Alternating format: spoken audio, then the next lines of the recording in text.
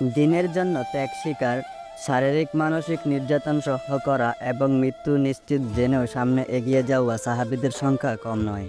তবে এদের মাঝে হযরত বেলাল রাদিয়াল্লাহু তাআলা আনহু অন্যতম।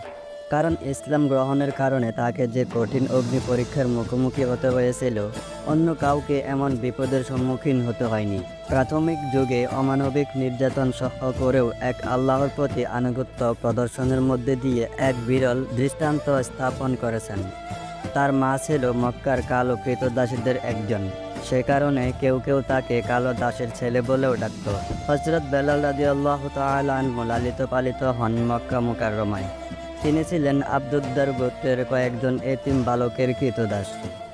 মৃত্যুর আগে তাদের পিতা কাফেরদের নেতা উমাইয়া ইবনে খলফকে তাদের অভিভাবক হিসেবে নিযুক্ত করে যান। নতুন ধর্ম ইসলামের আলো যখন মক্কা নগরী আলোকিত হলো, মহানবী সাল্লাল্লাহু আলাইহি ওয়াসাল্লাম যখন কালেমার দাওয়াত প্রচার শুরু করলেন, হযরত বেলাল রাদিয়াল্লাহু তাআলা আনহু তখন ইসলাম গ্রহণকারী প্রথম সৌভাগ্যবানদের অন্তর্ভুক্ত হয়েছেন। এমন এক সময় তিনি ইসলাম গ্রহণ করেছিলেন যখন পৃথিবীর বুকে তিনি এবং কয়েকজন লোক ছাড়া আর কোনো মুসলিমদের অস্তিত্ব ছিল না। ইসলাম গ্রহণকারী প্রভাবশালীদের উপর মুশরিক নেতৃবৃন্দ কোনো নির্যাতন করার সাহস পায়নি। কারণ বিপদে আপদে তাদের পাশে দাঁড়ানোর মতো শক্তিশালী আত্মীয় স্বজন ছিল। পক্ষান্তরে দুর্বল দাস-দাসীদের পক্ষে দাঁড়ানোর মতো কোনো আত্মীয় স্বজন বা বন্ধুবান্ধব ছিল না। ফলে অসহায় দুর্বলদের উপর কুরাইশ নেতারা চাপিয়েছে নির্যাতনের পাহাড়। এই অসহায় লোকদের উপর নির্যাতন চালানোর দায়িত্ব নিয়েছিল একজন কঠিন ও নির্দয় কুরাইশি কাফের। আবু জাহল হযরত সুমাইয়া রাদিয়াল্লাহু তাআলা আনহুকে হত্যা করে এই দায়িত্ব পালনে সর্বপ্রথম কৃতিত্ব দেখায়। দায়িত্বপ্রাপ্ত ওই পাষাণ হৃদয় কাফেরদের অত্যাচার ছিল চরম অমানবিক।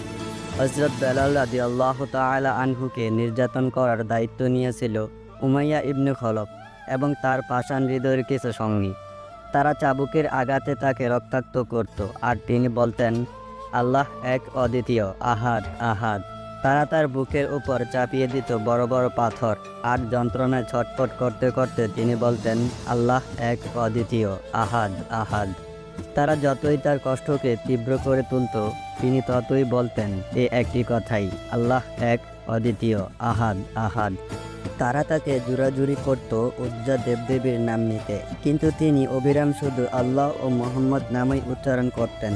তারা বলতো, আমরা যেভাবে আমাদের দেবদেবীর নাম জপ করি তুইও সেভাবে কর। বেলাল রাদিয়াল্লাহু তাআলা আনহু জবাবে বলতেন, ওই কথাগুলো আমি ঠিকমতো উচ্চারণ করতে পারি না।